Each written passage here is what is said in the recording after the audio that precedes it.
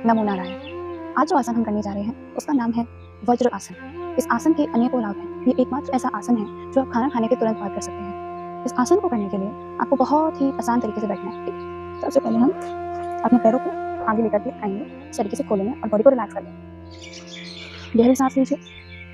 अपनी बैकबोन को, जो आपकी रीढ़ की हड्डी है, उसे बिल्कुल स्ट्रेट रखना है एट 90 डिग्री एंगल। ठीक है, इसे स्ट्रेट रखेंगे तो इस आसन के सभी लाभ आपको मिलेंगे, ऑल द बेनिफिट्स।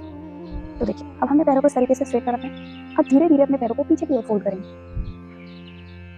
इस तरीके से फोल्ड करना है। ये जो अपना आपका लेग है, ये आपके हिप रीजन के नीचे आना चाहिए। अब सेकंड पैर को भी इसी तरीके से फोल्ड कर लेंगे। दोनों पैरों को आपस में, दोनों पैरों के जो अंगूठे हैं, the toe part of the both foot should match, should touch each other. आपको दोनों पैरों के बीच में इस तरीके से ये एक गैप छोड़ना है, वी शेप्ड गैप। इस तरीके से नहीं बैठना है आपको, you have to sit this way. ये तरीका होना चाहिए बैठने का। इससे हमारे जो सिटिंग पार्ट है, हमारी जो सिटिंग बोन है, उसे भी पूरा रेस्ट मिलेगा और हमारे लेग्स को भी पूरा रेस्ट मिलेगा। अब इस आसन के फायदे क्या हैं?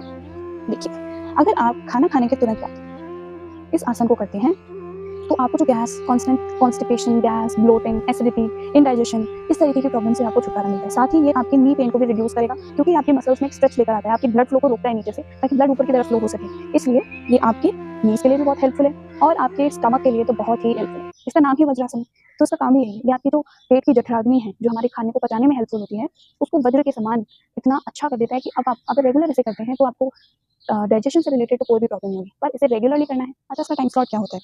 आप खाना खाने के 5 मिनट बाद इसे कर सकते हैं, ज़्यादा नहीं, 5 से 10 मिनट।